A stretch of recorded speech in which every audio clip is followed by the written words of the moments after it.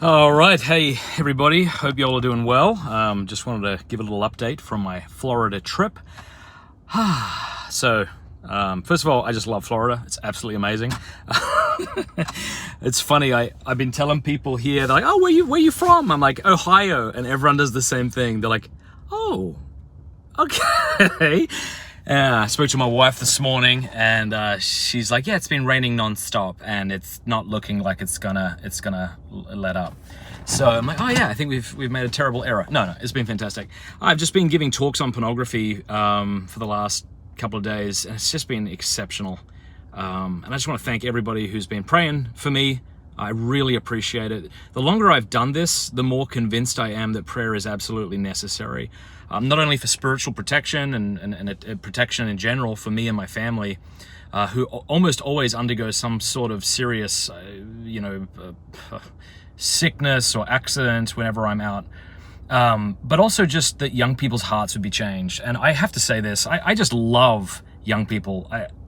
It even surprises me because I don't love a lot of, I don't know, like I just love, yeah, I don't know how else to say it. I just got out from giving a talk here. There was about 300 students, men and young men and young women.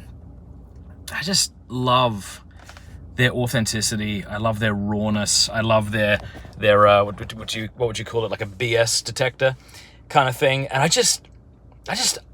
think it's like I just care for them. I know that sounds, I don't know what that sounds like, but I do. I said to him, like, I don't know you, and I have no right to know what's going on in your life. And even though I don't know you, I really want what's best for you. And porn is not what's best for you. And it was just so freaking cool. It was so cool to talk with him. And I just want to, yeah, man, I want to call on anybody out there who's watching this to consider speaking against pornography, because I think it is absolutely one of the biggest scourges in our society. And it's something I've been speaking on for 12 years now, and I'm not getting any younger. So if anyone wants to take up the baton from me, that would be sweet, because I cannot keep up with the requests I'm getting to speak, on this topic. So big thanks to those who pray for me, and just an encouragement there to maybe begin speaking on this topic if you haven't already. Like this happened to me. Like I started to find freedom from pornography a couple of years into my marriage, and I just decided to start speaking out about it. And this was about 13 years ago, or more than that now, I think. And yeah, it's amazing what the Lord has done, and it's just so worth it, man. Like life is too good and too beautiful to waste it masturbating to pixels on a screen. I mean, it's just, human sexuality is so beautiful. It's so powerful. We all desire a beautiful life. If we're gonna get married one day, like a beautiful sex life. And it's just such, as Christopher West puts it, like a hellish mockery of a heavenly reality, right? That this idea that sex is God's idea. It's not Hugh Hefner's, it's not Cosmo's, it's not 50 Shades of Stupid's. The first commandment in the Bible from God to humanity, for goodness sake, is be fruitful and multiply. Genesis chapter 1, verse 28. And as Peter Kraft once said, he didn't mean grow pineapples and invent calculators, man. He meant have sex, have babies, fill the world. And I just got to say, I just got tremendous hope. I really do. Whenever I come out and speak, I am just so optimistic. Because I'll have young people come up to me and talk to me, and I'm just so moved by their admissions. Like, hey, here's what I've been struggling with. Here's how I look at pornography, but I want to stop, and I've been trying really hard. And some of them, I had a guy come up to me yesterday, and he said he's been 3 years sober from pornography, and it's just outstanding, man. I just meet these beautiful young girls, who are like, thank you for not pretending this is just a guy's problem. And so if you're someone who struggles with pornography, I want to suggest 2 resources that could really help you. The first is a course that I created called strive21.com, strive21.com. It's just great, and it's free.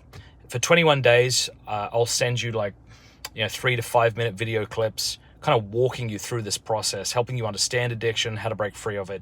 Strive21.com. There's over 20,000 men going through the course right now. It's really well produced, and it's 100% free. And by that I mean actually free. There's no kind of hook at the end. You don't have to be a patron, nothing like that. Strive21.com. The other resource I would tell you to go get right now is my book called The Porn Myth. I put a ton of work into that book. It is a non-religious response to pro-porn arguments. And 100% of the royalties go to help sexually trafficked victims in San Diego.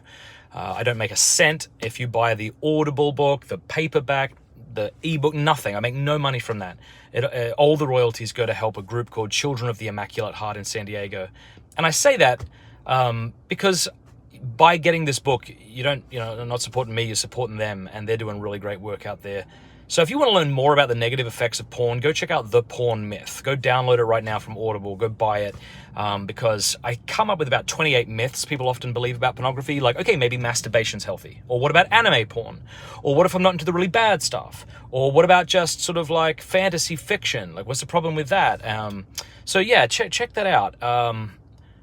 It's really good, I think. I've had a lot of reviews from neuroscientists on the book because I really dug into that when I wrote this book, and former porn performers, psychologists who have endorsed the book. Again, it's called The Porn Myth. And again, I'm plugging this. I don't make a cent from it, so this is not why I'm plugging it, right?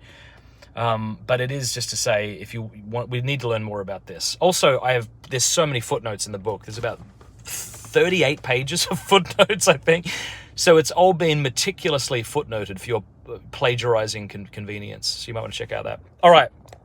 And now, I would be remiss if I did not share with you something pretty cool that sorry, it looks like we're having a problem with the connection.